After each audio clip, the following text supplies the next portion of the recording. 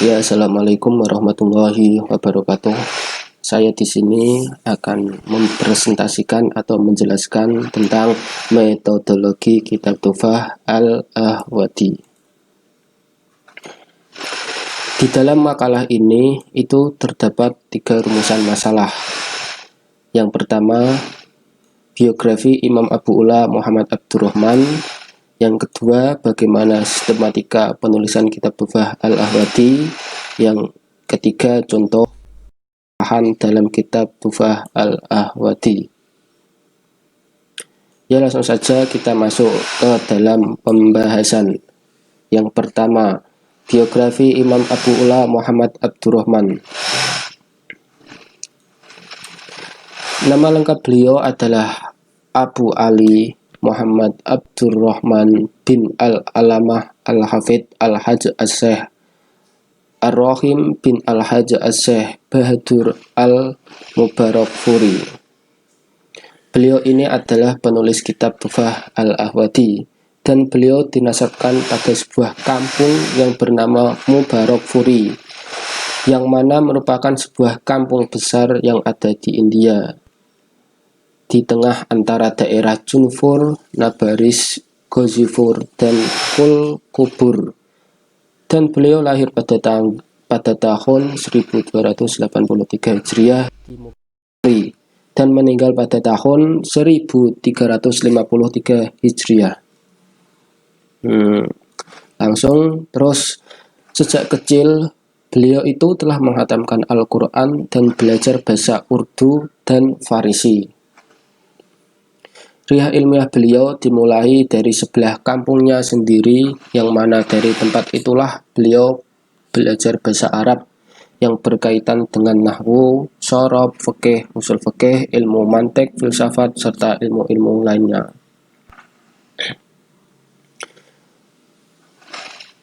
Dan untuk ilmu tafsir dan ilmu hadis, beliau itu belajar dengan gurunya yang bernama Syekh Abdullah Al-Mu'wi. Dan selanjutnya beliau melanjutkan rihah ilmiah ke Delhi.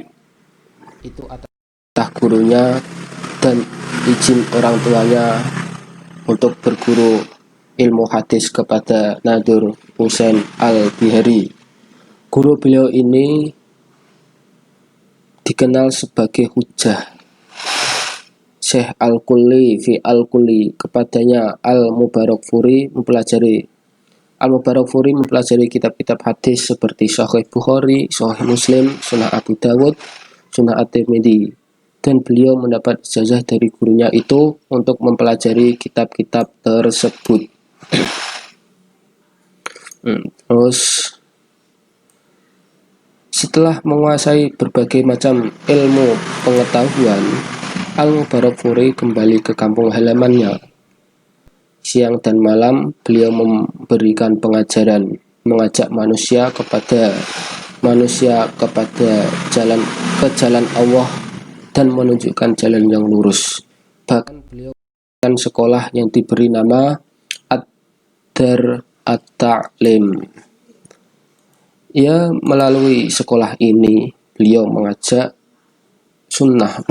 sunnah, memberi fatwa dan nasihat kepada umat, baik melalui lisan maupun tulisan.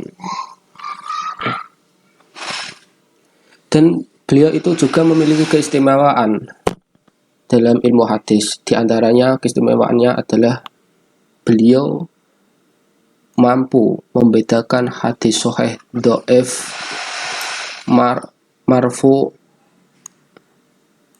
mauquf, muttasil, munqati, dan jenis-jenis hadis lainnya, serta beliau memiliki pemahaman yang mendalam terhadap makna-makna hadis, serta beliau juga dapat mengeluarkan istinbat dan pemahaman tersebut. Dan ya, langsung pembahasan kedua ya, soalnya ini waktunya 15 menit aja. Ini saya akan langsung membahas rumusan masalah yang kedua, yaitu sistematika penulisan. Kitab Tuhfah Al-Wadi terbitan Dar Al-Fakir yang ditahqiq oleh Siddiqi Muhammad Jamil Al-Athar ini terdiri dari 11 jilid, dan mukaddimah kitab ini itu tersusun dalam satu jilid kitab tersendiri. Hal ini berbeda dengan mukaddimah kitab biasanya yang terdiri dari beberapa lembar saja. Jadi kitab Tuhfah Al-Ahwadi ini mukaddimahnya itu berbeda dengan mukaddimah kitab yang biasanya. Karena apa? Karena di dalam kitab Tuhfah Al-Ahwadi ini itu bukan seperti berisikan latar belakang penulisan, metode yang digunakan dalam penulisan saja, melainkan mengenai keilmuan hadis secara umum dan tentang Imam At-Tirmidzi beserta kitab jami'-jami'nya. Maka tidak heranlah bila mukaddimahnya sendiri terdiri dari ratusan lembar, yaitu, dan ini ada ada tabel untuk memudahkan kalian semua dalam menguraikan mukaddimah dari kitab Tuhfah Al-Ahwadi. Ini saya tabel. Ini ada beberapa nomor ya. Ada 17 nomor, berapa bab ini. Banyaklah pokoknya. Ya saya bacakan satu persatu ya, kalau waktunya cukup. Yang satu, bab 1, yaitu mengenai ilmu hadis, kitab-kitab hadis dan ahlul hadis secara umum. Subbabnya yaitu ada 11, ada 41.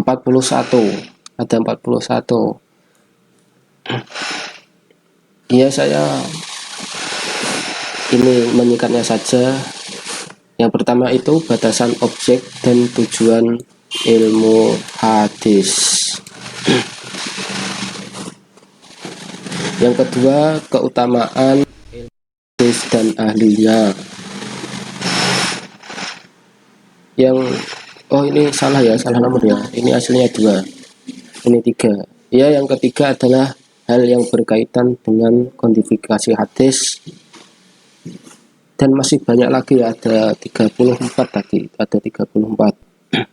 Ini bisa dibaca sendiri. 4 berkaitan dengan penulisan, yang kelima penetapan kebijakan, yang keenam pembahasan ilmu, yang ketujuh tersebarnya ilmu hadis di Hindi, yang ke-8 orang-orang dengan karangan-karangan yang mereka himbauan untuk berbagai tujuan, dan yang ke-8 penjelasan tentang tobaqat kitab hadis. Pokoknya ini ada 34. Dan ini ada bab lagi, yaitu hal-hal khusus yang berkaitan dengan Imam Tirmidzi dan kitab jami'nya, yaitu subbabnya ada 17. Yang pertama yaitu biografi Imam At-Tirmidzi, yang kedua keutamaan Jami' At-Tirmidzi, yang ketiga tentang rawi-rawi dalam Jami' At-Tirmidzi, yang keempat tadi mana tadi? Benar. Yang keempat pembahasan mengenai syarat-syarat dan ditempuh At-Tirmidzi dan lainnya, ada 17. Ini bisa dibaca sendiri ya. Ini 6, 7, 8 mengenai kitab Jami' At-Tirmidzi. Yang 10, 11, 12 biografi fuqaha bisa dibaca sendiri, yaitu di kitab Tuhfah Al-Ahwadi. Ini langsung saja saya akan membahas. Ya, ini lanjutan dari yang tadi. Yang ini saya akan membahas sistematika yang digunakan oleh Imam Muhammad Abdurrahman Al-Mubarakfuri dalam syarahnya, yakni Tuhfatul Al-Ahwadi, berdasarkan bab-bab fikih bagaimana sistematika yang digunakan dalam kitab Jami' At-Tirmidzi. Dimulai dari kitab Toharoh dan diakhiri dengan kitab Al-Iqlal. Apabila ada bab yang memiliki judul kosong dalam Sunnah At-Tirmidzi, maka dalam kitab Tuhfah Al-Ahwadi melakukan hal yang sama. Ya, dalam mukadimah kitab Tuhfah Al-Ahwadi, Al-Mubarakfuri mengemukakan beberapa hal yang merupakan metode dalam mensyarah Sunnah At-Tirmidzi, yaitu yang pertama, ia menulis biografi setiap periwayat dan periwayat-periwayat yang terdapat dalam Jami' At-Tirmidzi sesuai dengan kebutuhan. Yang kedua, mentakhrij hadis yang telah diriwayatkan oleh At-Tirmidzi dan mengemukakan dalam bab-bab. Kemudian menyebutkan nama-nama periwayat At-Tirmidzi yang disepakati oleh muhaddis. Dan yang ketiga, menjelaskan setiap periwayat dalam sanad hadis yang termuat dalam Jami' At-Tirmidzi secara rinci, melalui dari kelahirannya sampai kepada kritik ulama hadis terhadap periwayat yang bersangkutan. Ini sampai berapa ya? Sampai L. Ini ya saya bacakan sedikit aja ya, soalnya waktunya ini cuma 15 menit. Saya bacakan 3 aja. Ya, langsung saja. Ini ya contoh hadis yang disarahi. Ini ada dua hadis. Yang pertama itu ini qaulihi fi hadis Sitin At-Tirmidzi yang berbunyi an Abi Hurairah an Nabi sallallahu alaihi wasallam qala idza staiqadha ahadukum minal lail fala yudkhilu yaduhu fil ina hatta yufragu 'alaiha maratain aw salasan fa innahu la yadri aina badat yaduhu, rawahu Tirmidzi. Ini contoh hadis yang disarahi yang pertama. Yang kedua itu ini ya. Ini ada yang kedua, tahqiq al-hadi bisyarih Jami' At-Tirmidzi. Ya, ini ada banyak. Ini juga bisa dibaca sendiri ya. Bisa bukan sendiri. Ya, dan terima kasih. Ini sudah selesai. Semoga makalahnya bisa bermanfaat. Dan ya, intinya bisa bermanfaat lah. Semoga bisa bermanfaat. Dan saya Nadif Athaillah, NIM 18304-1008, meminta maaf bila ada tutur kata yang salah atau tidak mengenakan di hati Anda semua. Saya meminta maaf yang sebesar-besarnya.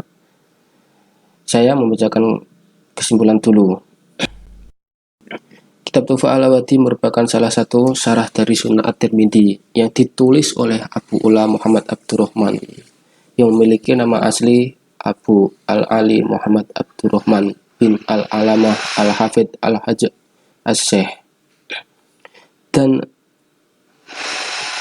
Abu Ula Muhammad ini lahir pada tahun 1283 Hijriah di Mubarakfuri dan meninggal pada tahun 1353. Ya, terima kasih. Cukup itu saja. Assalamualaikum warahmatullahi wabarakatuh.